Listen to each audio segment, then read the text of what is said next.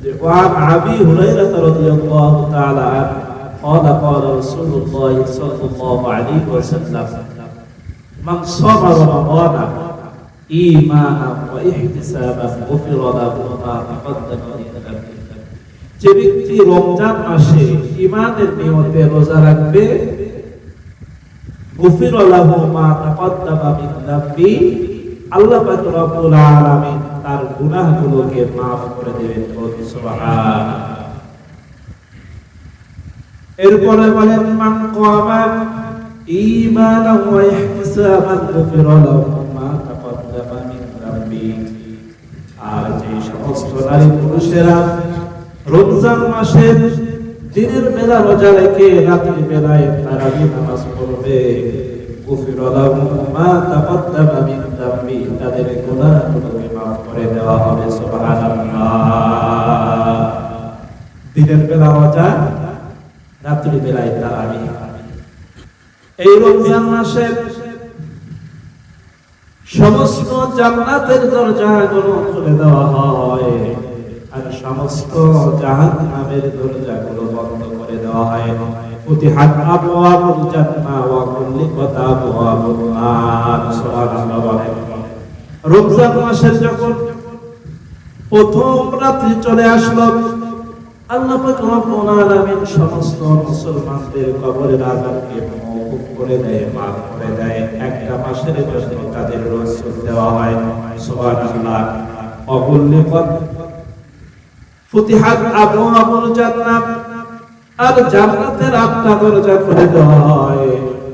অগুলিকাত আবওয়াবুন নার আর জাহান্নামের দরজাগুলো বন্ধ করে দেওয়া হয়। সুবহানাল্লাহ।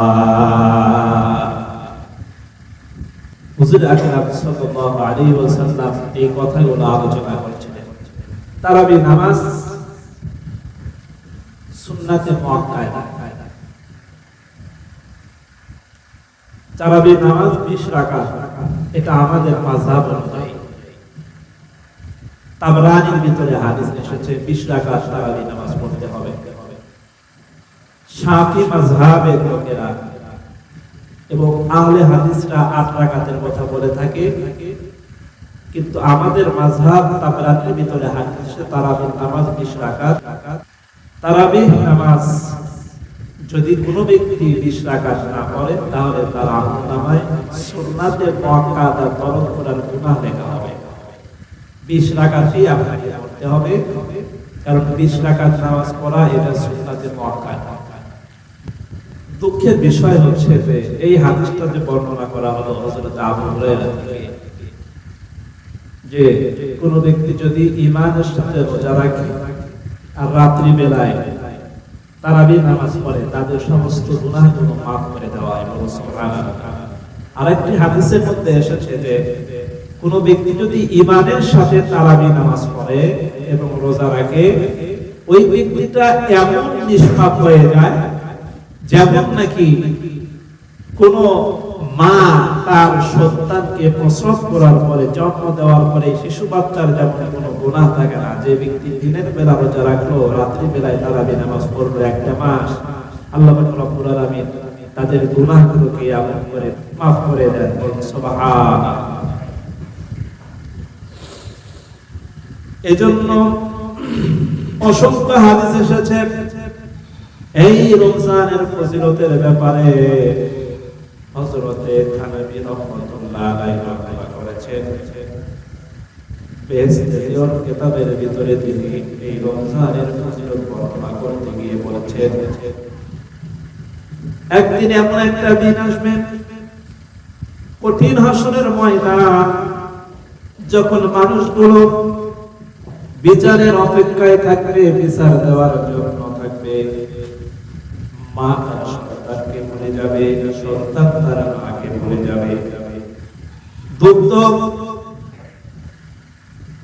দানকারিনী মা, যেই মা তার সন্তানকে দুধ খাওয়ায় আর যেই মার সন্তান হবে 9 মাস হয়েছে 8 মাস হয়েছে, এমন মা কখন যেন তাদের সন্তানকে জন্ম দিবে, সন্তান প্রসব হবে, ওই মায়ের পাক বরাবর কোথাও মনে থাকবে না সন্তান কখন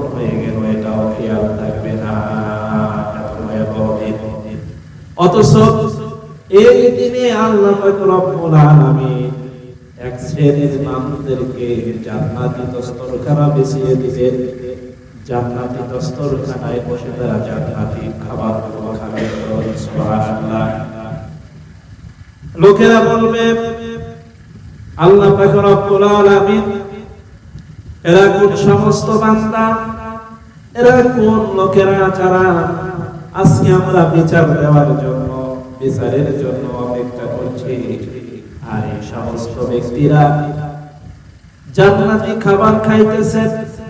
আল্লাহ পাক রব্বুল আলামিন বলবে, ওহে আমার নাফরমান বান্দারা, তোমরা কি হায়াত পেয়েছিলে না? তোমাদের 60, 70, 80 বছর, 50 বছর, 55 বছর তোমাদের হায়াত দেওয়া হয়েছিল। এই হায়াতের জিন্দেগিতে একটা বছর পরে একটা করে মাস তোমাদের দেওয়া হয়েছিল, রমজান মুবারক।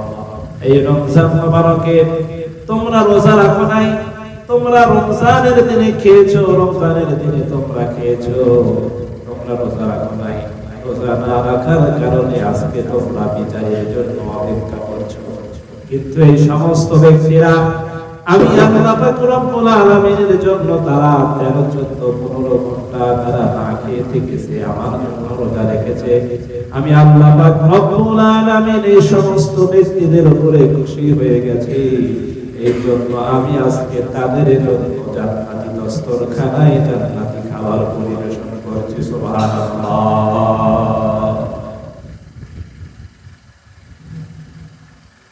এই কথাগুলো হুজুর আকরাম সাল্লাল্লাহু আলাইহি ওয়াসাল্লাম বর্ণনা করেছেন।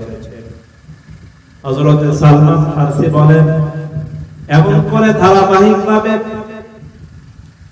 আমার রাসূলের আলোচনাগুলো করছিলেন।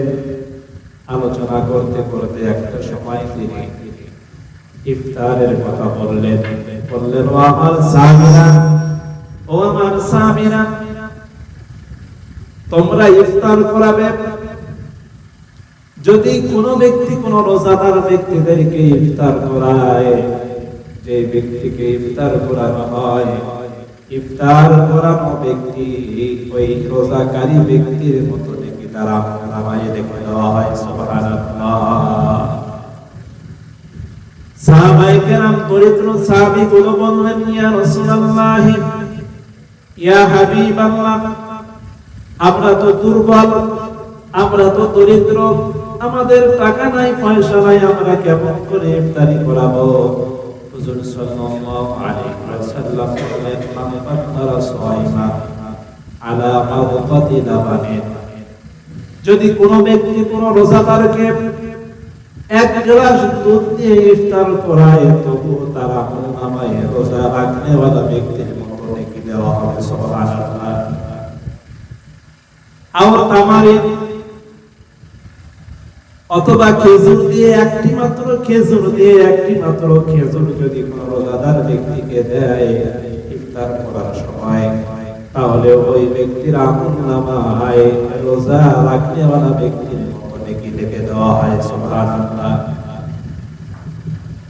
তাও যদি সামর্থ্য না থাকে, ও আমার দরিদ্র উম্মতগুলো, ও আমার দরিদ্র সাহাবীগুলো, তোমরা শোনো, তাও যদি তোমাদের সামর্থ্য না থাকে, মান ফাত্তারা সাইমান আলা মাদকাতি লাবানিন আও তামারাতিন আও শারবাতিন মিম্মাইন, 3 নম্বরে তোমাদের দুধ দেওয়ার মতো সামর্থ্য নেই, তোমাদের খেজুর কিনে ইফতার করানোর মতো সামর্থ্য নেই, তোমরা একটু ঠান্ডা এক গ্লাস পানি নিয়ে রোজাদার ব্যক্তিদের সামনে দাও। এক গ্লাস পানি দাও রোজাদার ব্যক্তিকে। এক গ্লাস শুধুমাত্র ঠান্ডা পানি দিয়ে যদি তুমি রোজাদার ব্যক্তিকে ইফতার করাতে পারো, তোমার আমলনামায় রোজাকারী ব্যক্তির মতো নেকি লিখে দেওয়া হয়। সুবহানাল্লাহ। এরপরে হুজুর সাল্লাল্লাহু আলাইহি ওয়াসাল্লাম বললেন, আর যদি কোনো ব্যক্তি রোজাদার ব্যক্তিকে পেট ভরে খাওয়াতে পারে, তাহলে কি ফজিলত জানো? সাহাবায়ে কেরাম চুপ আছে, ইয়া রাসূলুল্লাহ, আমরা জানি না। হুজুর সাল্লাল্লাহু আলাইহি ওয়াসাল্লাম এবার বললেন, ওমান আশমা সাইমান সাকাহু আল্লাহু মিন হাউজি শারবাতান লা ইয়াসমাহু হাত্তা আদখালাল জান্নাহ। আর যে ব্যক্তি কোন রোজাদার ব্যক্তিকে পেট ভরে খাওয়াবে, পরিতৃপ্তি সহকারে খাওয়াবে, আল্লাহ পাক রব্বুল আলামিন হাউজে কাউসারের এমন এক গ্লাস পানি ওই ব্যক্তিকে পান করাবে, জান্নাতে যাওয়ার আগ পর্যন্ত আর তাদের পিপাসা লাগবে না। সুবহানাল্লাহ। কুল্লু আমালি বানি আদামা ইদাফুল হাসানাতু বিআশরি আমসালিহা ইলা সাবআতি মিয়াতি দি'ফিন ক্বালা আল্লাহু তাআলা ইল্লা আস-সাওম ওয়া আনা আজজি বিহি ইয়াদউ শাহওয়াতাহু ওয়া তুআমাহু মিন আজলি সহিহ মুসলিম। হাদিস। প্রত্যেক মানুষ, প্রত্যেক বনি আদম যখন কোনো ভালো কাজ করে তার আমলনামায় 10টা নেকি লিখে দেওয়া হয়। সুবহানাল্লাহ।